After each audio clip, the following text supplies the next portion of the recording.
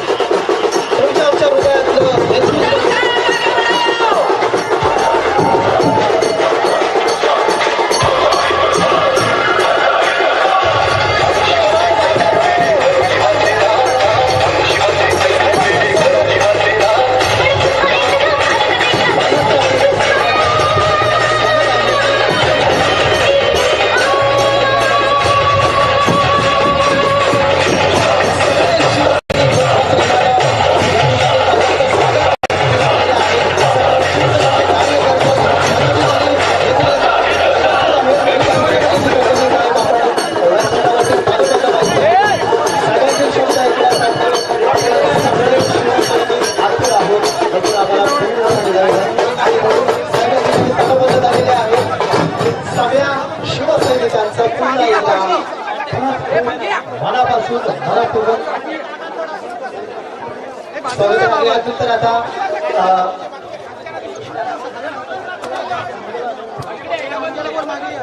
एक काम करायचं हे जरा बाजूला घेऊया हा साहेब तिथून बोलणार आहे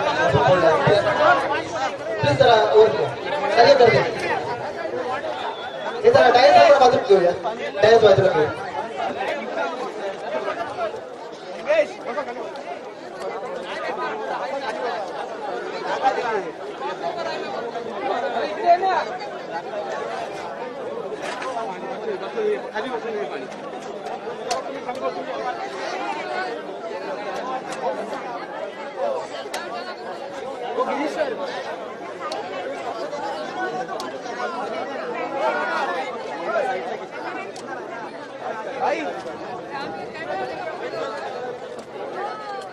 जाओ भागो भागो भागो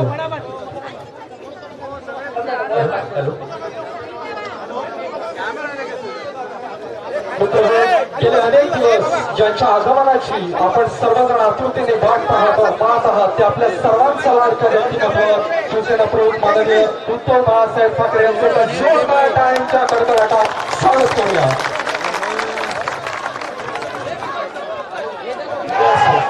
धन्यवाद.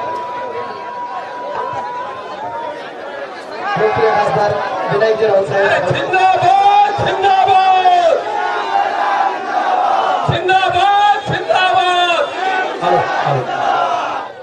आज आपल्या सगळ्यांचे लाडके आपल्या शिवसेनेचे पक्षप्रमुख माननीय उद्धवजी ठाकरे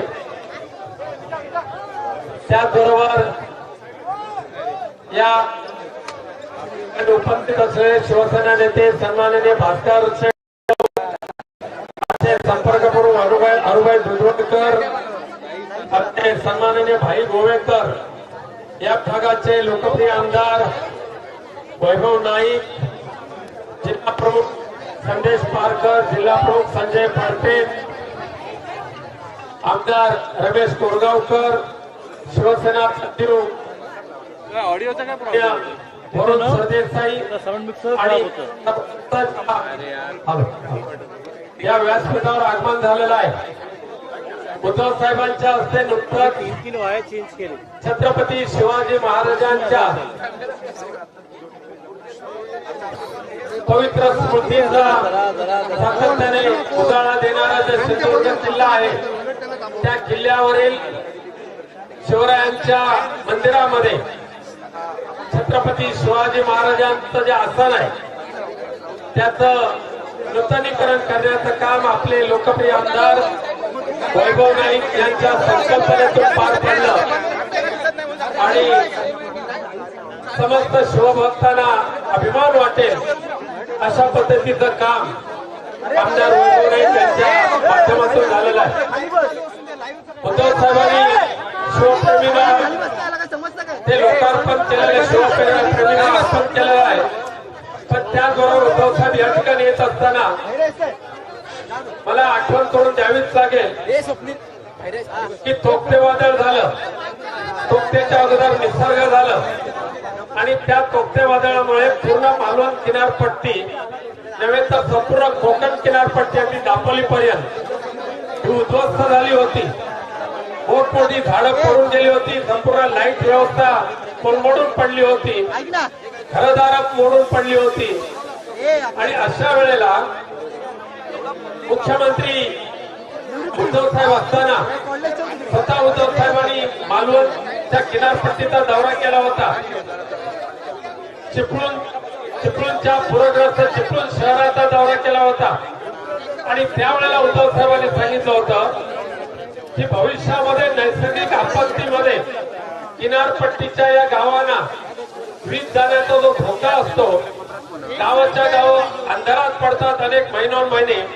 भविष्यामध्ये सिंधुदुर्गाच्या ह्या टोकापासून ते पालघरच्या त्या टोकापर्यंतच्या 5ही जिल्ह्यांमधला किनारपट्टीचा भाग मी भूमिगत विद्युत वाहिन्या टाकून लोकांना विजेची सवलत प्राप्त करून देईन. आणि उद्धव साहेबांनी त्यावेळेला 3400 कोटीचा प्रस्ताव बनवला कोकण किनारपट्टीचा.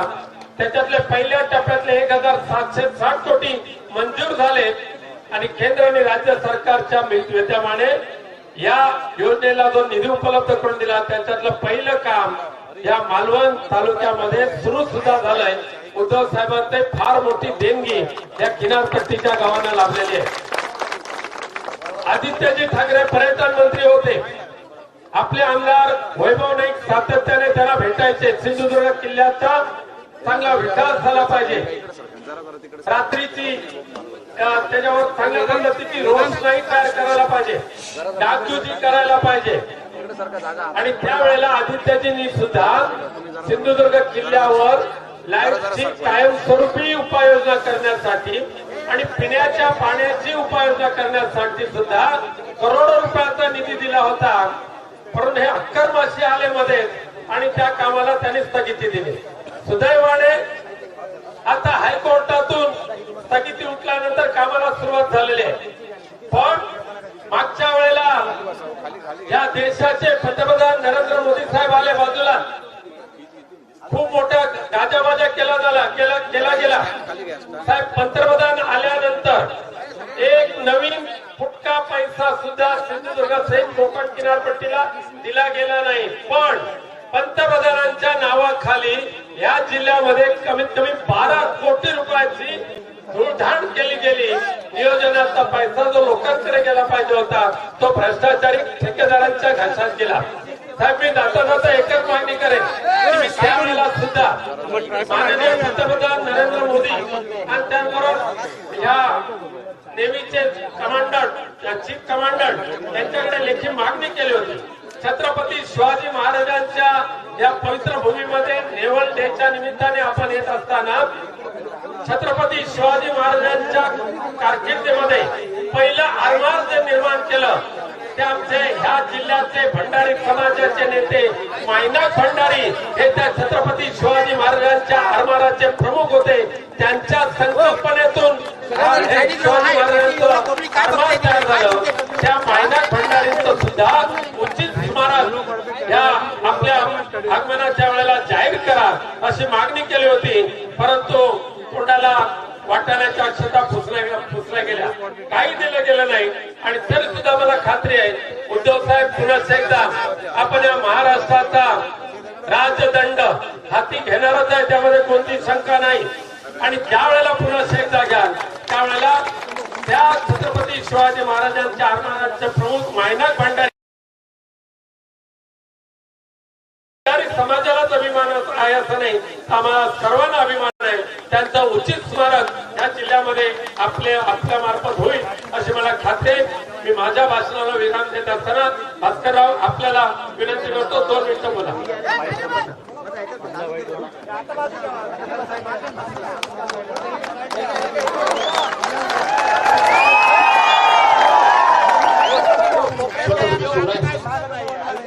हिंदुहृदय सम्राट शिवसेना प्रमुख माननीय बाळासाहेब ठाकरे, आपल्या पक्षाचे पक्षप्रमुख आणि महाराष्ट्र राज्याचे माजी मुख्यमंत्री आदरणीय उद्धवसाहेब ठाकरे, आपल्या सर्वांचे नेते आणि या सिंधुदुर्ग रत्नागिरी लोकसभा मतदारसंघाचे अतिशय लोकप्रिय आणि प्रत्येकाला आपापल्या घरामध्ये वाटणारे असे आपले खासदार माजी मित्र विनायकजी राऊत, माझा लढवय्या सहकारी, या भागाचे आमदार की ज्यांच्याबद्दल मी संध्याकाळी कणकवलीला काही बोलू इच्छितो ते माझे मित्र वैभव नाईक, विधिमंडळाचे दुसरे सहकारी श्री रमेशजी कोरगावकर, ज्येष्ठ नेते भाई बोरकर, जिल्हा प्रमुख संजय पंते, त्याचबरोबर आमचे संजय परकर, सर्व अरुण दुधवाडकर, सर्व पदाधिकारी आणि मोठ्या संख्येने उपस्थित असलेल्या शिवसेना प्रेमी बांधवांनो, भगिनीनो आणि सहकारी मित्रांनो, बांधवांनो, भगिनीनो, या महाराष्ट्राला एक विशेष अशा प्रकारचं महत्व संपूर्ण जगामध्ये, केवळ देशामध्ये नाही आणि त्याचबरोबर या महाराष्ट्रातल्या कोकणामध्ये आणि या कोकणाला अनन्य साधारण असं महत्व आहे. आज बरेच वर्षांना सिंधुदुर्ग किल्ल्यावर जायची योग आला. बरेच वर्षापूर्वी मी त्या ठिकाणी गेलो होतो, पण आज पुन्हा एकदा सिंधुदुर्ग किल्ल्यावर जायला आलो. सिंधुदुर्ग किल्ल्यावर जात असताना आपले पक्षप्रमुख आदरणीय उद्धव साहेब यांच्या मागून मागून मी चालत होतो आणि चालता चालता माझ्या काही भावना उच्चांबळून येत होत्या. माझ्या डोळ्यासमोरून छत्रपती शिवाजी महाराजांचा इतिहास तरळत होता. छत्रपती शिवाजी महाराजांचा इतिहास, छत्रपती शिवाजी महाराजांची रणनीती, छत्रपती शिवाजी महाराजांची अर्थनीती, छत्रपती शिवाजी महाराजांची त्या ठिकाणी राज्यकार चालवण्याची पद्धती आणि त्याचबरोबर छत्रपती शिवाजी महाराजांची युद्ध नीती ही थोडीशी माझ्या डोळ्यासमोरून तरळत होती. या ठिकाणी त्या काळामध्ये या समुद्रामध्ये हा सिंधुदुर्ग किल्ला उभा करण्याचा दूरदृष्टीपणा, द्रष्टेपणा त्या काळामध्ये छत्रपती शिवाजी महाराजांनी दाखवला. का दाखवला? तर या 17व्या शतकामध्ये जगाच्या पाठीवर कुठेही हिंदूंचं म्हणावं अशा प्रकारचं साम्राज्य आणि संस्थान नव्हतं. दिल्लीला त्या ठिकाणी औरंगजेबाची गादी होती आणि आपल्या चारी बाजूला चारही शाया, कुतुबशाही असेल, आदिलशाही असेल, या चारही शाया पसरलेल्या होत्या आणि त्या काळामध्ये हिंदवी स्वराज्य म्हणून, हिंदूंचं म्हणून एकही संस्थान या जगाच्या पाठीवर कुठेही नव्हतं. लढत होते हिंदू. दोन सगळ्या मोगलांच्या सैन्यामध्ये, सगळ्या शाहांमध्ये प्रमुख युद्ध करणारे मराठे, त्यावेळेचे असणारे महाराष्ट्रीयन रयत, ही लढत होती. ती लढत होती ती मोगलांच्या बाजूने लढत होती आणि लढत होती ती आपल्याच लोकांच्या विरोधात लढत होती.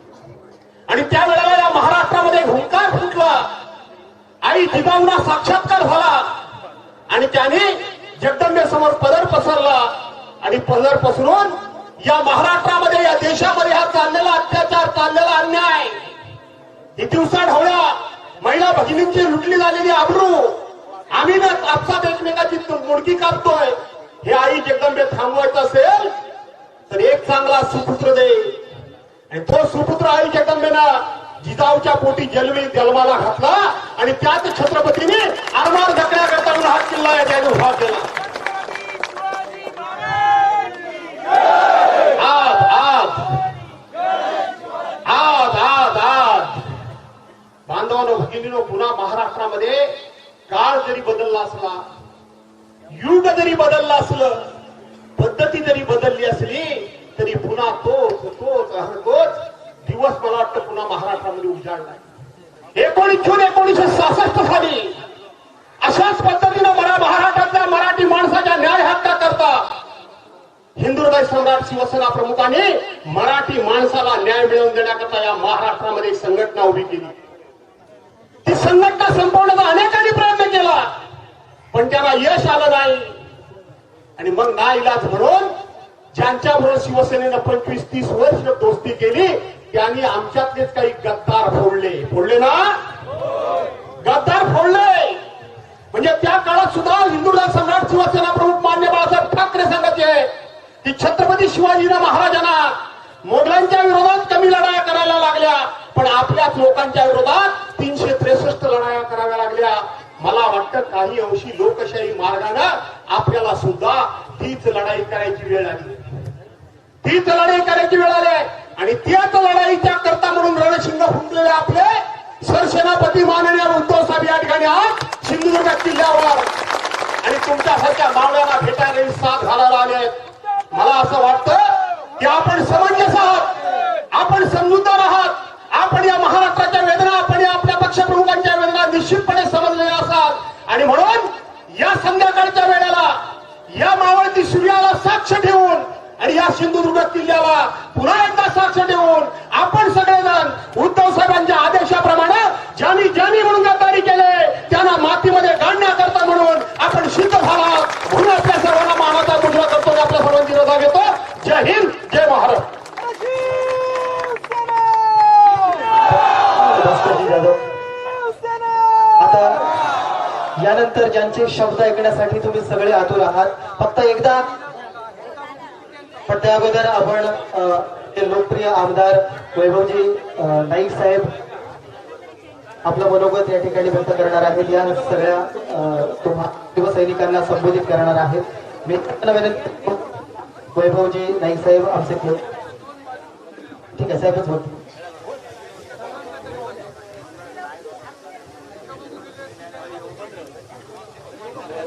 यानंतर ज्यांचे शब्द ऐकण्यासाठी तुम्ही सगळे आतुर आहात ते तुमच्या आमच्या हृदयातील नेतृत्व सन्माननीय महाराष्ट्र राज्याचे माजी मुख्यमंत्री आणि शिवसेनेचे पक्षप्रमुख उद्धवजी बाळासाहेब ठाकरे आता आपल्याला संबोधित करण्यासाठी नक्कीच आभाळ जरी कोसळला तरी त्या आभाळाच्या छतावर पाय रोवून ठेवणारा असा नेता आपल्या समाजाचा जोरदार टाळ्या झाला पाहिजे.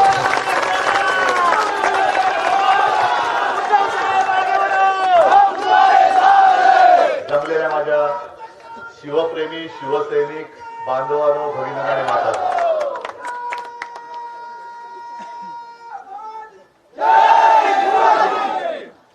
अनेक सभा आजपर्यंत मी केलेल्या आहेत, बरीच भाषणं सुद्धा केलेली आहेत. पण आजचं हे माझं इथून मी भाषण नाही करणार, मी जे काही बोलणार आहे तुमच्याशी, हा क्षण अविस्मरणीय आहे. भास्कररावांनी त्यांच्या मनातल्या भावना सांगितल्या आणि मी ज्या वेळेला शिवछत्रपती महाराजांच्या त्या मूर्तीसमोर उभा राहिलो, एक क्षणभर मला असं वाटलं की ते मला विचारतायत, तुम्ही आमचा नुसता जय जयकार करता, पण आमच्याकडनं काय घेतलं, काही शिकलास की नाही, का नुसताच जय जयकार करतोयस. तो सगळा जो काळ होता पुन्हा त्याचं काही वर्णन करण्याची गरज नाही. पण आता मोबाईल आहेत, टीव्ही चॅनल्स आहेत, टेलिफोन आले, बऱ्याच काही गोष्टी आल्या. पण त्या काळामध्ये फोन नव्हते, काही नव्हते, काही नव्हतं. 18 पगड जाती जमातीमध्ये विखुरला गेलेला सगळा आपला हा मराठी माणूस, त्याची ताकद ती काय असणार, शस्त्र नव्हती, काही नव्हतं, समोर बलाढ्य शत्रू होता. आणि त्या मुठभर मावळ्यानिशी स्वराज्य स्थापन करण्याचं स्वप्न पाहणं हे केवढं मोठं धाडस होतं. औरंगजेब बसला होता तिकडे, अफजल खान आला होता, पण निष्ठा आणि निष्ठावान माणसं ही मुठभर जरी असली त्यांची वज्रमुठ एवढी असते की तिने आग्र्याचं तख्त सुद्धा फोडलं, तर त्या आग्र्याच्या तख्ताखाली सुद्धा आग लागली होती. आणि मला वाटतं शिवाजी महाराज मला तेच विचारतात की अरे आता तर निवडणूक आहे, त्यावेळेला निवडणुका नव्हत्या. अफजल खान भेटीला आला होता तेव्हा काय ईव्हीएम नव्हती, आणि त्याने जी मगरमिठी मारली आणि पाठीत त्याने जो वार केला, जर लेच्यापेच्यासारखा मी गेलो असतो तर काय झालं असतं. शत्रू समोर किती बलाढ्य असू दे, तयारीनिशी गेला आणि मनाची जिद्द असेल, भवानी तलवार जरूर. तलवार पेलायला मनगट पाहिजे जरूर, पण तलवार चालवण्यासाठी खंबीर मन पाहिजे. ते खंबीर मन तुझ्याकडे आहे की नाही? आणि मी खोटं बोलणार नाही. ज्या ज्या वेळेला मला तुमचं असं दर्शन घडतं तेव्हा मला असं वाटतं की महाराजांनी दिलेली मला भवानी तलवार आहे. हीच भवानी तलवार आहे. ही तलवार घेऊनच मी उभा आहे. त्याही वेळेला आग्र्यावर आले होते, आता दिल्लीवर येत आहेत. त्यांना महाराष्ट्राचं पाणी काय असतं हे पाजायची लायकी नसली तरी दाखवण्याची गरज आहे. दाखवण्याची नक्कीच गरज आहे. असं काही नाही की मी पहिल्या प्रथम सिंधुदुर्ग किल्ल्यामध्ये आलो, यापूर्वी देखील आलो. आठवते मनोज जोशी मुख्यमंत्री होते, शिवजयंती 1 मे ला आली होती. 1 मे तिथीप्रमाणे. आणि तेव्हा तो पहिल्यांदा झेंडा लावायला आलो होतो. मी त्यांच्या बरोबर होतो. आणि आज मला खरंच वैभव इकडे, वैभव तुम्हाला कौतुक करायचं.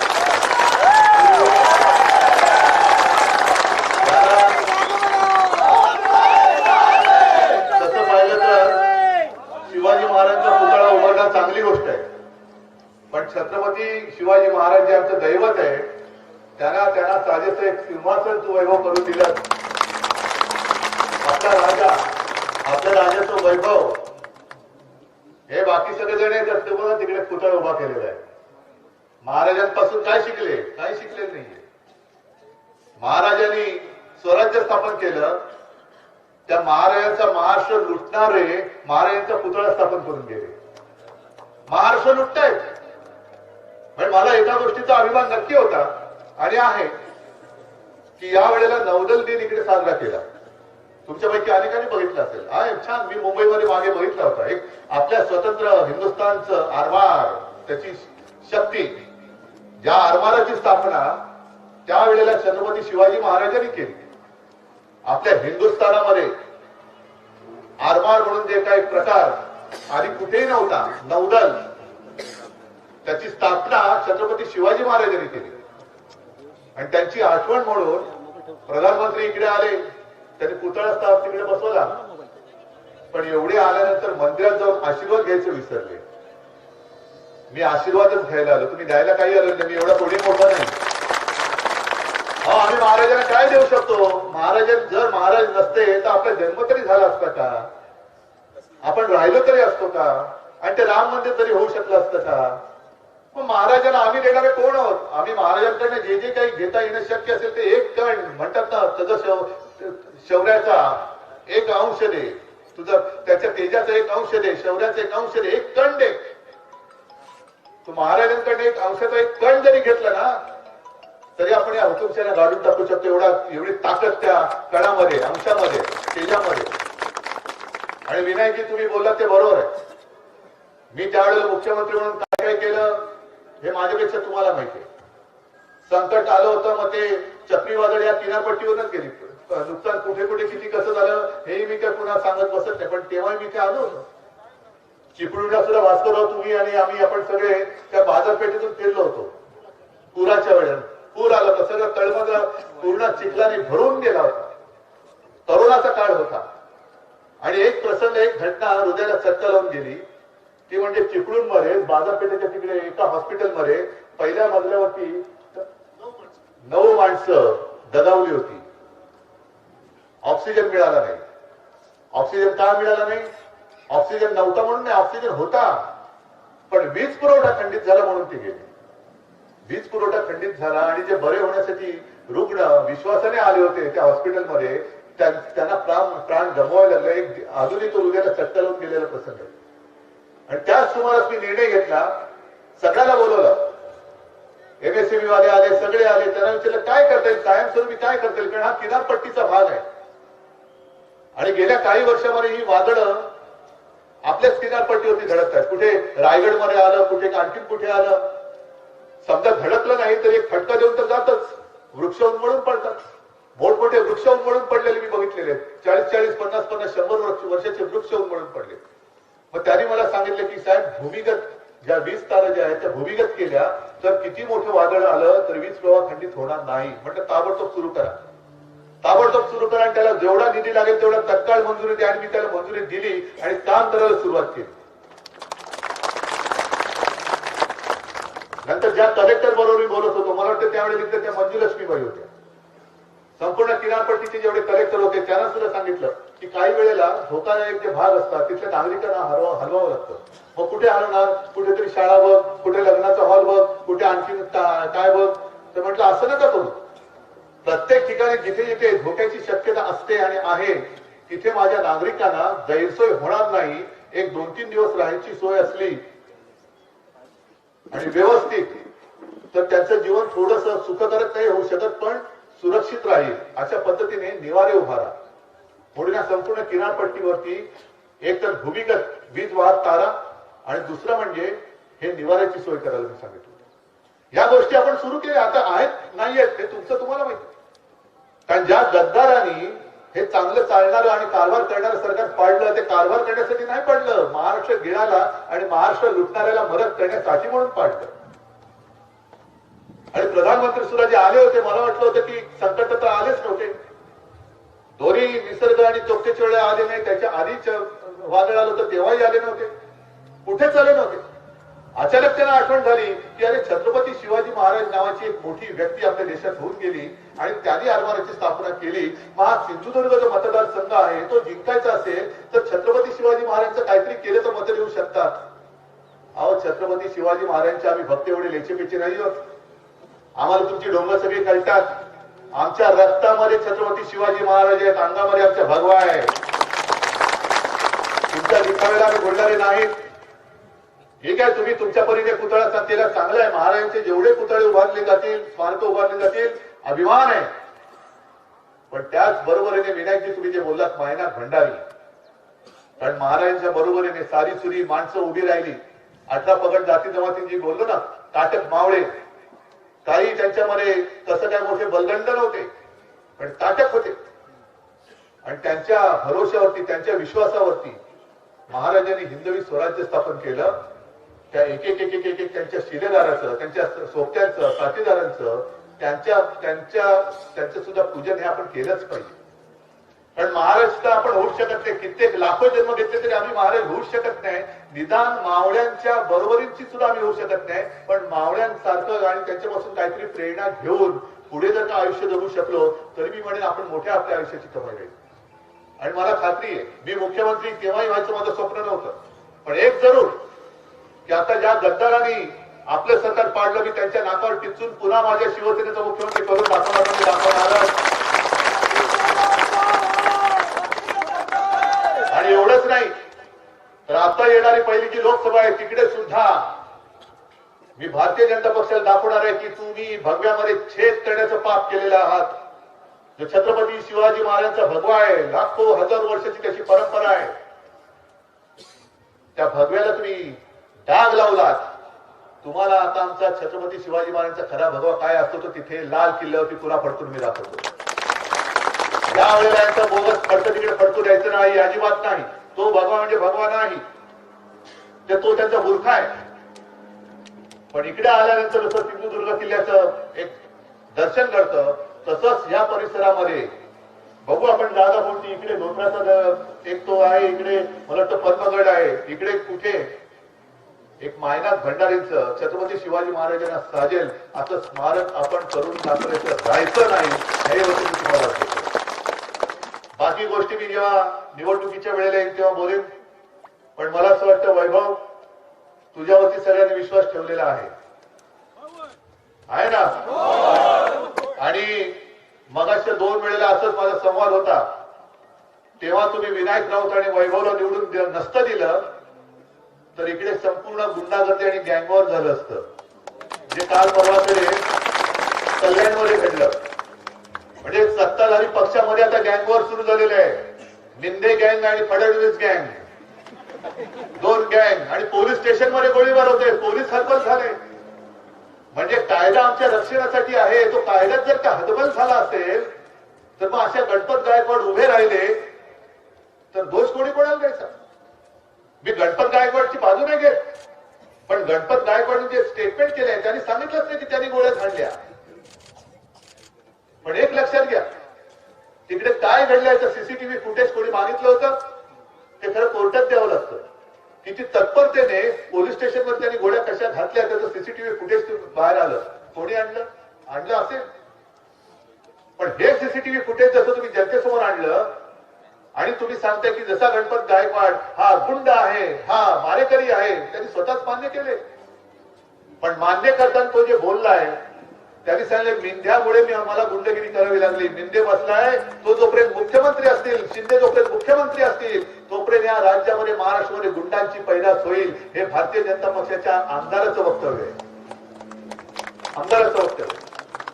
आणि त्याही पलीकडे जाऊन आता काल परवाकडे हेमंत सोरेनला अटक झाली. आता अरविंद केजरीवालांच्या मागे लागले. घोटाळा घोटाळा घोटाळा.